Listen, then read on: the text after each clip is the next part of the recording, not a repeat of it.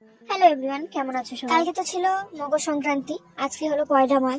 কালকে নিরামিষ ছিল, তাই আজকে একটু বাজারঘাট করে আনা হলো। আজকে একটু মাংস খাওয়া হবে। তাই দেখো, এখানে আমি সমস্ত সবজিগুলো বানিয়ে ধুয়ে নিচ্ছিলাম। তারপর মাংসটাও ধুয়ে নিলাম। মাংসটা ধুতে আমার অনেকক্ষণ টাইম লেগে গেছে। সমস্ত সবজিগুলো ধুয়ে এখানে নামিয়ে রেখেছি। এবার মটনটা একটু তার সঙ্গে বেগুন ভাজাটাতেও একটু হলুদ নুন দিয়ে দিচ্ছিলাম, ওটাও ভাজা করব। আর এখানে আলুগুলোকে প্রেসার কুকারে দিয়ে দিচ্ছিলাম, একটু সিদ্ধ করে নেবো, তাহলে একটু তাড়াতাড়ি হয়ে যাবে আমার। আর এই কড়াইতে এখন বেগুনটা ভেজে নেবো। ওইদিকে বেগুনটা ভাজা হয়ে গেছে, কিন্তু অনেকটা তেল বেঁচে আছে, তাই ভাবলাম যে এটাই মাংসর আলুটা আমি একটু ভাজা করে নিই। মাংসর আলুগুলো একটু ভাজা করে নিলে আমার তো খেতে বেশ ভালোই লাগে। তো একটু নুন আর একটু হলুদ দিয়ে আলুগুলো একটু ভাজা করে নিলাম। তারপর ওই কড়াইতেই আলুগুলো তুলে একটু সামান্য তেল দিয়ে আমি আবার বাঁধাকপিটাও চাপিয়ে দিয়েছি। বাঁধাকপিটা আমার প্রায় সিদ্ধ হয়ে গেছে।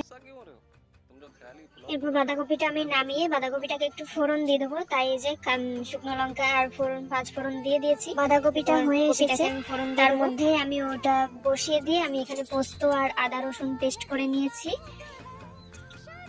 মাংসের জন্য। আদা রসুন আর পোস্ত, আর এখানে আলুটা সিদ্ধ করে নিয়েছিলাম আগে প্রেসার কুকারে। আজকে পেঁয়াজ দিয়ে করব, তাই এই যে কালো জিরে আর পেঁয়াজটা আগে হালকা করে ভেজে নিচ্ছি। পেঁয়াজের কালার চলে এসেছে, আলুগুলো দিয়ে দিলাম প্রেসার কুকার থেকে নামিয়ে। আলুগুলো তারপর লবণ দিয়ে দিলাম, দিয়ে এরপর জল দিয়ে দেবো। আলুগুলো আমি ঘাটতে ঘাটতে আলুগুলো অনেক গলে গেছে, এরপর জল দিয়ে দিয়েছি আর এটা শুকিয়ে গেছে। এরপর পোস্তটা দিয়ে আমি পোস্তটা নামিয়ে নেবো। আমার রান্না প্রায় শেষের দিকেই চলে এসেছে। এরপর মাটনটা বসিয়ে দেবো, তাহলেই আমার রান্না কমপ্লিট। ওখানে আমি গোটা গরম মশলা, পেঁয়াজ সমস্ত কিছু দিয়ে দিয়েছি। পেঁয়াজটা হালকা ভাজা ভাজা। আমি এদিকে চালটা ধুয়ে নিয়েছি, জলটা গরম হয়ে গেছে। চালটা এবার দিয়ে দেবো জলের মধ্যে। ভাতটা একদিকে হবে আর মাংসটা আমি একদিকে করে নেবো, তাহলে আমার রান্না কমপ্লিট।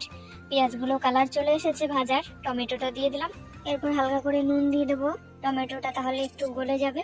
আর এখানে আমি যে পেস্ট করে রেখেছিলাম মশলাটা, সেটা দিয়ে দিয়েছি। আর এখানে আমি সমস্ত গুঁড়ো মশলাগুলো একটু জলে গুলিয়ে রেখেছিলাম, তাহলে বেশ ভালো হয় তরকারিটা, তাই ওটাও দিয়ে দিলাম। মশলাটা প্রায় কষানো হয়ে গেছে। আমি এরপর এখানে কেটে রাখা ক্যাপসিকাম তেল ছেড়ে দিয়েছে, তাই একটু চিনি দিয়ে দিলাম যাতে মাংসটা একটু কালার। রসুন দিয়ে দিয়েছি, মশলাটাতে আমার বেশ ভালো লাগে।